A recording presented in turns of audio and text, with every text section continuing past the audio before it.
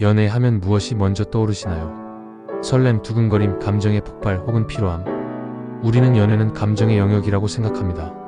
그래서 이 감정이 격해지면 때로는 상대방을 상처 입히고 상대가 아닌 내 감정만 중심에 두게 되죠. 그런데 이런 질문 해보신 적 있나요? 나는 지금 이 사람을 존중하고 있을까? 연애에도 윤리라는 게 필요한 걸까?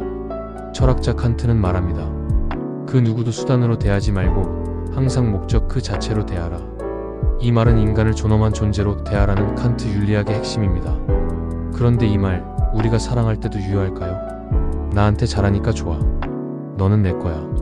이 관계에서 내가 더 손해보는 것 같아. 이런 말들 속엔 감정보다 먼저 거래, 소유, 효용이라는 개념이 숨어 있습니다.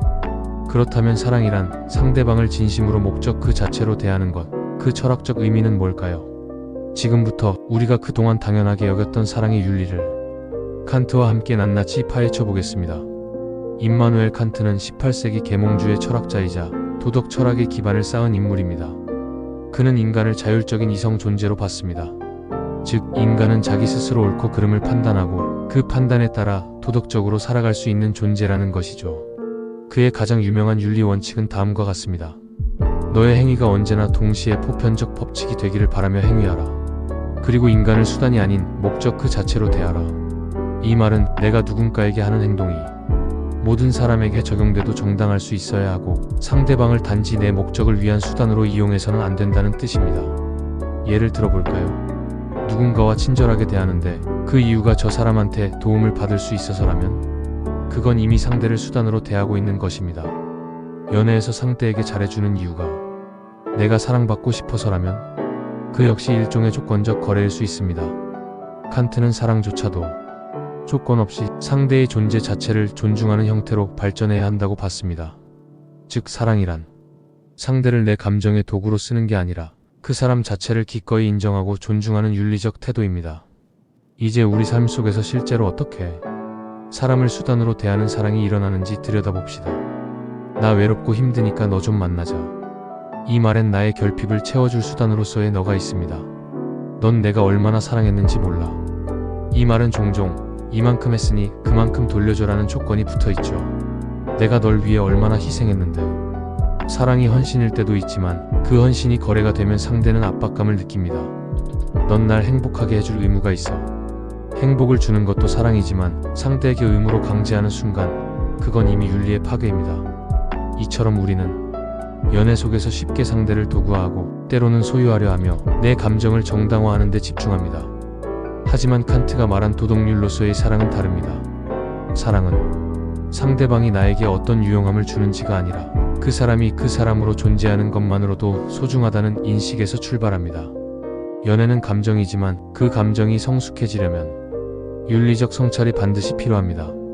그렇다면 칸트가 말한 윤리적 사랑, 우리는 어떻게 실천할 수 있을까요? 다음은 사랑의 윤리를 실천하는 4가지 방법입니다. 1. 기대보다 이해를 먼저 두기. 왜 이렇게밖에 못해? 라는 말 대신 이 사람은 어떤 마음으로 그랬을까?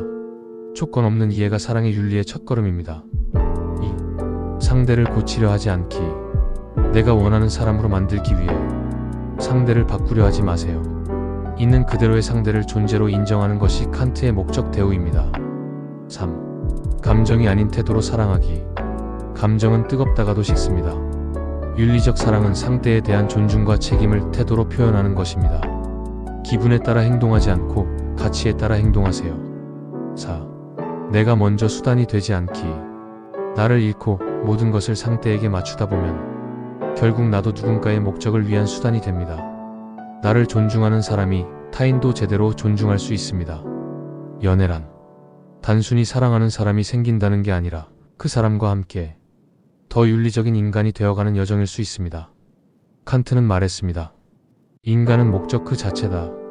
누구도 누군가의 수단이 되어선 안 된다. 우리는 누군가를 사랑할 때 그 사람의 말, 행동, 태도보다 그 존재 자체를 어떻게 받아들이고 있는지를 되돌아봐야 합니다. 나는 이 사람을 내 기대의 도구로 보고 있진 않은가? 내가 원하는 감정만 줄 수 있는 존재로 다루고 있진 않은가? 이 사랑을 통해 내가 진짜 존중하는 건 누구인가? 이 질문 앞에 진지하게 서는 사람이 진짜 윤리적인 연애를 시작할 수 있습니다. 오늘 당신에게 이 질문을 남깁니다. 당신이 사랑하는 사람은 지금 당신에게 존재로 존중받고 있나요? 아니면 기능으로 소비되고 있진 않나요? 윤리적인 사랑은 어렵습니다. 하지만 가장 깊고 오래 남습니다. 그 윤리의 시작은 사랑보다 먼저 존중하는 마음입니다. 우리는 종종 말합니다. 내가 이렇게 행동하는 건 다 널 사랑해서야.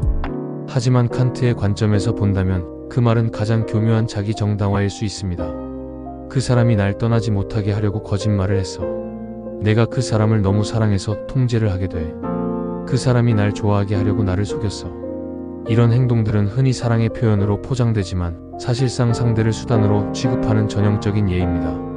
사랑은 감정이 깊을수록 윤리에서 멀어져도 괜찮은 감정이 아닙니다. 오히려 감정이 깊을수록 윤리와 존중이 더 절실하게 필요한 감정입니다. 칸트는 이런 상황에 대해 아주 단호하게 말합니다. 그 어떤 감정도 도덕률을 대체할 수 없다. 즉 사랑한다고 해서 상대를 조종하거나 거짓말을 하거나 존엄을 훼손할 권리는 없습니다. 오히려 정말 사랑한다면 그 사람이 나와 함께 있지 않아도 그 존재 자체가 존중받아야 한다는 걸 받아들여야 합니다. 진짜 윤리적 사랑은 상대를 내 안에 가두는 것이 아니라 상대가 자유롭게 존재할 수 있는 공간을 허락하는 일입니다. 그 사람이 아니라고 말할 자유, 혼자 있고 싶을 자유, 자기만의 의견을 말할 수 있는 자유.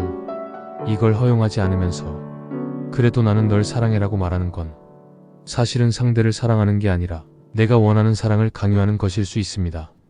칸트식으로 말하자면 그건 사랑이 아니라 내 도덕률이 무너지는 순간입니다. 우리는 사랑을 통해 상대를 더 많이 알게 됩니다. 그와 동시에 내가 이 사람을 얼마나 존중하고 있었는가도 확인하게 됩니다. 이 사람은 나에게 어떤 감정을 주는가가 아니라 나는 이 사람을 어떻게 대하고 있는가를 물어야 합니다. 윤리적 사랑은 상대를 사랑의 수혜자에서 벗어나 사랑의 동등한 주체로 세우는 행위입니다. 여기서 한 가지 중요한 질문이 남습니다. 그럼 나 자신은 윤리적으로 사랑받고 있을까?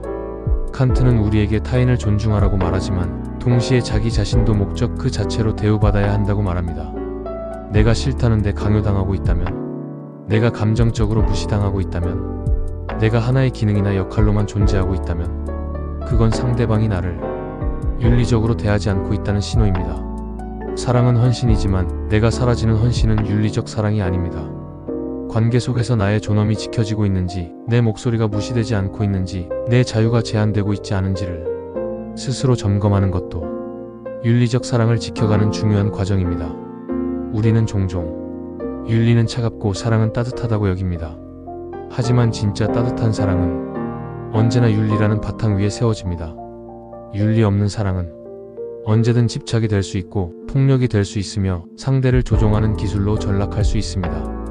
하지만 윤리적인 사랑은 자유롭게 흐르며 서로의 존엄을 지켜주고 상처를 덜 남깁니다.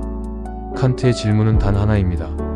너는 그 사람을 단지 너의 감정을 채우기 위한 수단으로 대하고 있지 않은가? 이 질문 앞에서 당신의 사랑은 어떻게 대답할 수 있을까요? 윤리라는 단어를 들으면 우리는 종종 옳고 그름의 기준, 도덕적 잣대, 무조건적인 이상주의를 떠올립니다. 그러다 보니 윤리적인 사랑이라는 말에 그럼 감정 표현도 조심해야 하나요? 사랑의 철학책을 들이대는 건 너무 차갑지 않나요? 라는 반응이 나올 수도 있습니다.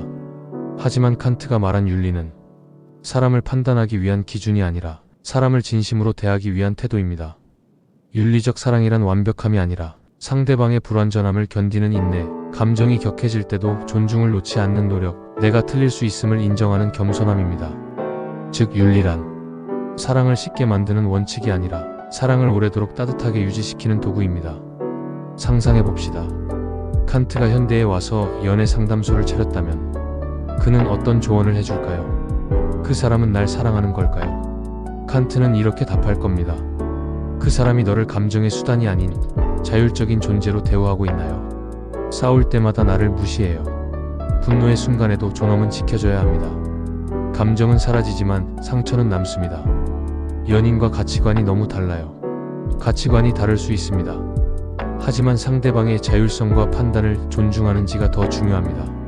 즉, 칸트의 연애 상담은 언제나 상대방을 인격체로 보는가라는 질문에 도달합니다. 이게 바로 사랑의 윤리 기준선입니다. 윤리적인 사랑을 하려면 가장 먼저 필요한 건 상대를 위한 노력이 아니라 내가 어떤 사람인가에 대한 자각입니다. 내가 누군가를 조종하고 있지는 않은가? 내 상처로 인해 상대를 억압하고 있지는 않은가? 내가 준다고 믿는 사랑은 정말 사랑일까 아니면 조건일까? 이런 질문을 멈추지 않는 사람만이 윤리적 사랑의 길을 갈 수 있습니다. 그건 상대방을 위해서가 아니라 결국 나 자신이 사랑할 자격을 가진 성숙한 존재가 되기 위한 과정입니다. 우리는 사랑을 감정이라고 말하지만 그 감정을 지탱하는 건 언제나 신뢰, 존중, 책임감입니다. 이 셋이 빠진 사랑은 뜨겁게 시작해도 서로를 소모시키는 관계로 끝나기 쉽습니다. 윤리는 그 뜨거움을 식히는 게 아니라 그 불이 타오르면서도 서로를 태우지 않도록 보호하는 방패입니다. 윤리 없는 사랑은 빠르지만 짧습니다. 윤리 있는 사랑은 느리지만 깊습니다. 칸트는 인간을 목적 그 자체로 보라고 했습니다. 오늘 그 말을 연애에 그대로 적용해보세요. 그 순간 당신의 사랑은 더 이상 감정의 소용돌이가 아니라 존재를 지키는 여정으로 바뀔지도 모릅니다.